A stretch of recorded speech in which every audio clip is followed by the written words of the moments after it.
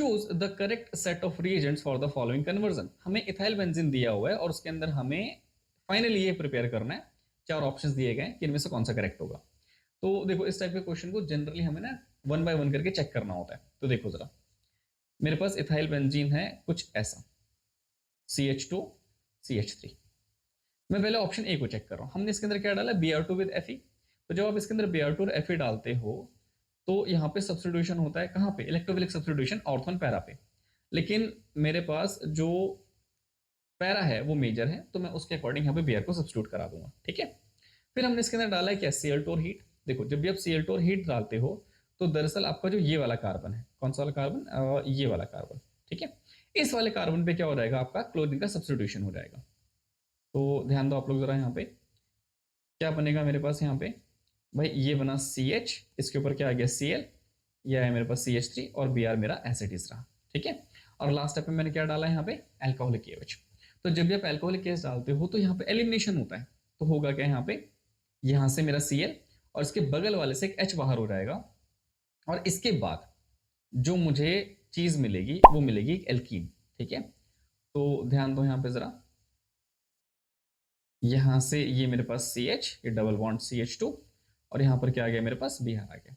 तो option A बिल्कुल correct है कि जो सीरीज ऑफ रिएजेंट हम लोग डाल रहे हैं ऑप्शन ए के अकॉर्डिंग वो बिल्कुल ही करेक्ट फिट हो रहे हैं यहाँ पे। ठीक है, अच्छा एक बार जरा ये देख लेते हैं कि बाकी वाले गलत कैसे हो गए यहाँ पे। देखो जरा, अगर आप ध्यान से देखोगे ए और सी तो वो पूरी तरह से सेम चल रहे हैं। देखो फर्स्ट आपने क्या डाला था, Br2Fe, यहाँ पर एनहाइड्रस AlCl3 लिया गया, तो सब्स्टिट्यूशन सेम ही होगा।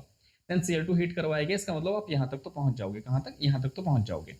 फिर लास्ट में क्या डाला गया, एक्वस KOH। देखो जैसे ही आप इसके अंदर एक्वस KOH डालोगे, किसके अंदर, इसके अंदर, तो एक्वस KOH डालने के बाद यहाँ पर हो जाएगा न्यूक्लियोफिलिक सब्स्टिट्यूशन रिएक्शन।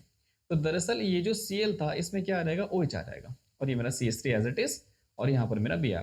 हमें चाहिए था यहाँ पे एलिमिनेटेड, मतलब सॉरी एलिमिनेशन वाला प्रोडक्ट, बट अनफॉर्चुनेटली वो नहीं मिला, तो इसलिए सी तो गलत है मेरा। ठीक है, एक बार जरा बी को देख लेते हैं, क्योंकि बी और डी लगभग एक सही है। देखो जरा एक बार ध्यान से, अगर मैं बी को कंसिडर करता हूँ, यहाँ देखो ये है मेरे पास मेरा CH2CH3, और यहाँ पर हमने इसके अंदर क्या डाला है, Cl2 और Fe, है ना।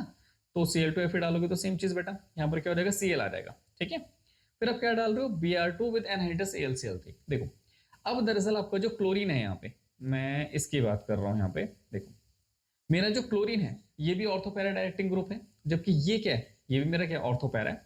लेकिन आपके जो एल्काइल्स होते हैं उनका इफेक्ट डोमिनेटिंग होता है, तो मैं एल्काइल के रिस्पेक्ट में जो इनकमिंग इलेक्ट्रोफाइल आएगा उसको चिपका दूंगा। तो मुझे यहाँ पर क्या लगाना पड़ेगा, Br2 लगाना, सॉरी Br लगाना पड़ेगा, और ये मेरा सेल एज इट इज है।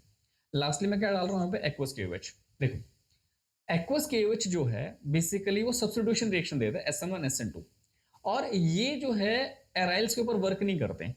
भाई एक्वस KOH को क्या करना चाहिए था, इस ब्रोमीन को हटाना चाहिए था या फिर क्लोरीन को हटाना चाहिए था, इसकी जगह पे OH आना चाहिए था, लेकिन ऐसा नहीं होता है।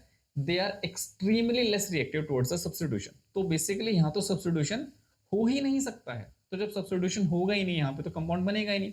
और दूसरी बात, हमें तो ये चाहिए था और वो किसी भी एंगल से यहाँ पे बन ही नहीं सकता है। ठीक है, अगर आप ऑप्शन नंबर डी को देखोगे तो अल्कोहलिक KOH, देखो अल्कोहलिक KOH के लिए आपके पास अल्फा पोजीशन पे हेलोजन का होना बहुत ज्यादा जरूरी है, और बीटा पे हाइड्रोजन। यहां तो मेरे पास अल्फा पोजीशन ही नहीं है, तो अल्टीमेटली एलिमिनेशन भी नहीं हो पाएगा। तो यहां पर ये कंपाउंड भी क्या हो जाएगा मेरा, ultimately kind of non reactive हो जाएगा। तो मेरे पास डी भी गलत साबित हो गया है और बी भी क्या हो गया, रॉन्ग यहाँ पे प्रूव हो गया। ओके।